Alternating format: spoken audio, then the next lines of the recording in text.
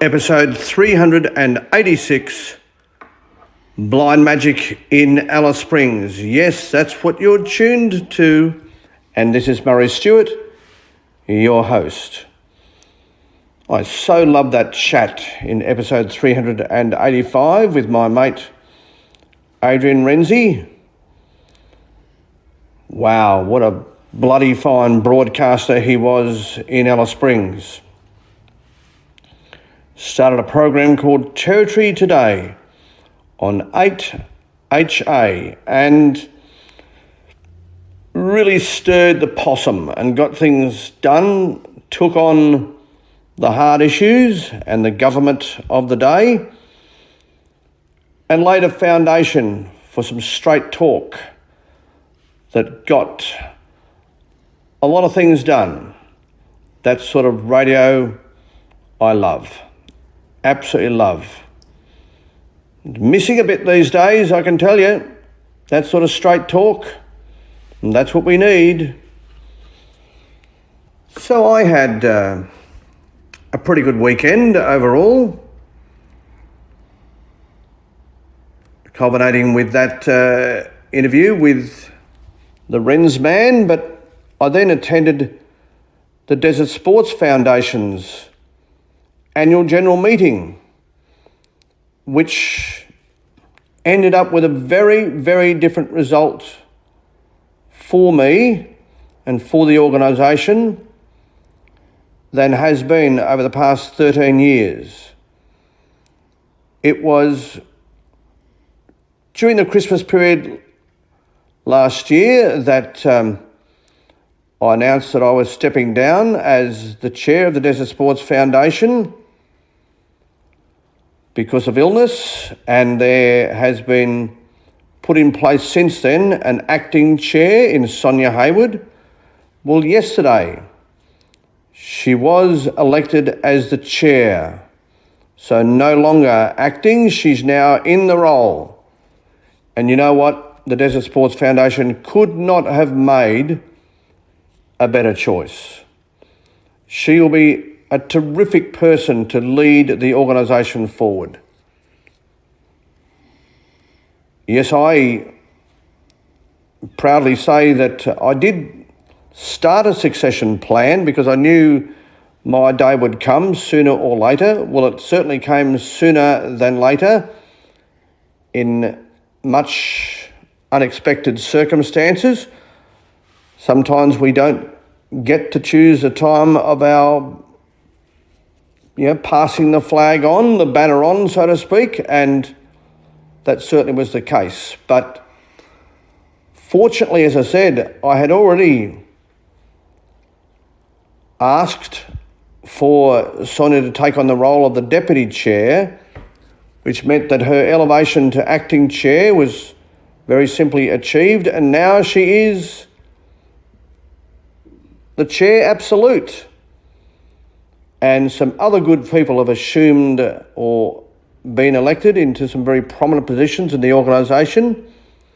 Susan Heckenberg is now the deputy chair and also secretary. Brooke Clarenbeck is the treasurer and also the public officer. So I think the organisation is in fine fettle. And I'm proud to say that with me bowing out as chair, myself and the committee were able to leave that role with the organisation in very, very fine shape. The bank balance that we can be extremely proud of, with a wonderful surplus of funds that are now available for the town's families to accede to the charter, which is to support families to compete in sport away from Alice Springs. And we know, don't we, that sport creates fine young men and fine young women, teaches them all about winning, losing, and even results in between that. Very, very character building. Talking about character building, I had to listen to a special last night on Senator Jacinta Price. Whoa, what a woman. What a lady. Very proud to have her as our Senator for the Northern Territory. We should all be proud of what she's taken on and how she's going about her business. Very unaffected she is by the spoils of power. She's just the average lady in the street now. If you see her downtown in Alice Springs, she'll absolutely say hello. And no nose turning up or anything like that at all, but she certainly had her head down, working hard to get all of the very important issues confronting Northern Territorians and indeed particularly Indigenous women straight to Canberra. Certainly taking their voice straight to Canberra. Who needs a voice when you've got Senator Jacinta Price? She is our voice. She is an incredible voice. She has an incredible strength. And some of the stuff that she's had to deal with, no one should have to deal with. Some of the racist language that has been used toward her is absolutely disgraceful by people who should know better. You know, the left often talk about love, but these characters preach love but practice hate. They practice hate. And Jacinta has had to cop all sorts of incredible abuse and, as I said, name calling. Some of the things they've written about her, they should honestly be ashamed of. I mean, she has been called everything. That horrible, horrible term that, you know, they label her as the coconut. I mean, how dare they? How dare they use that sort of racist language?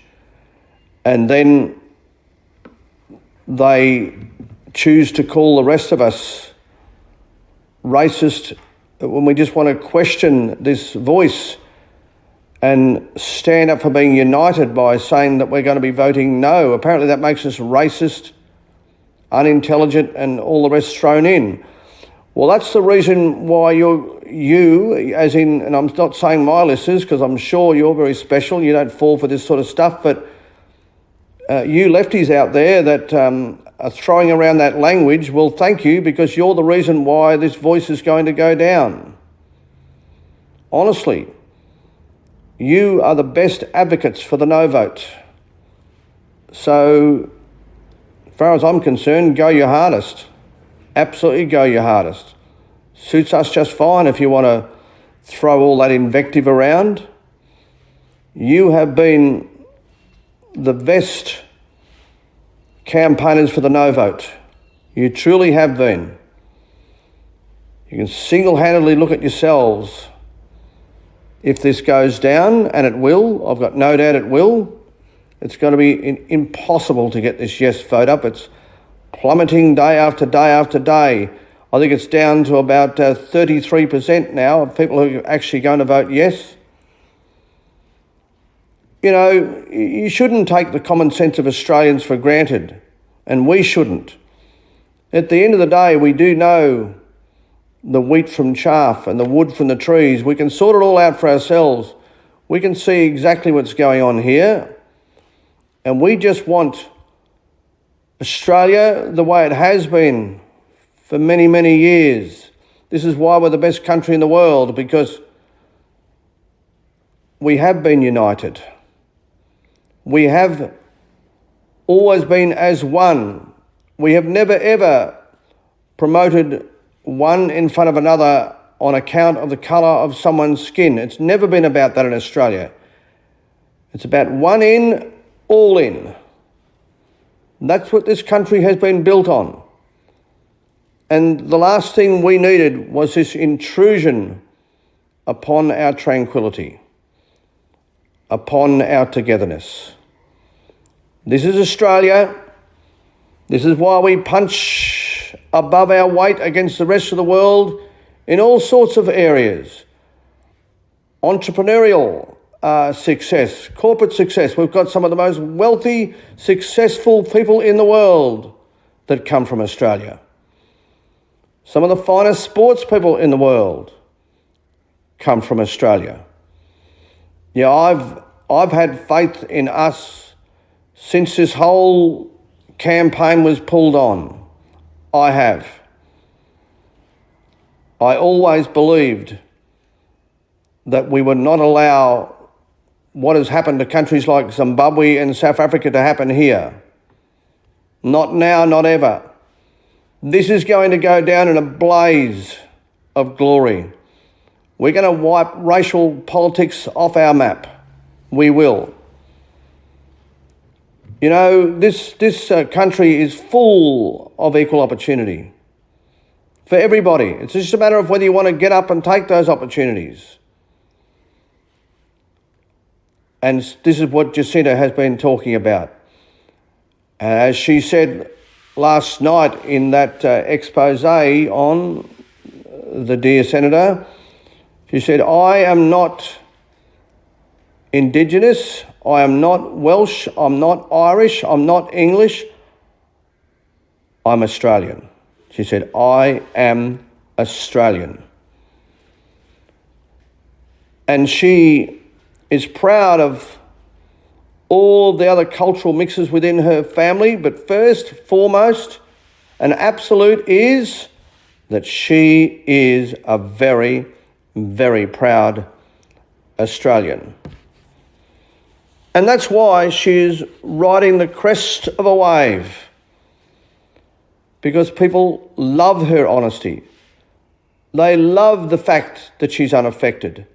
They love the fact that she is standing up for the most marginalised in a fashion that makes them strong and powerful, not as yet another victim for the Aboriginal industry to feed off. She wants this whole victimhood mentality to stop, to cease, to end, to draw to its conclusion. So proud of our Senator. She is amazing. This has been episode 386, a Blind Magic Communications production.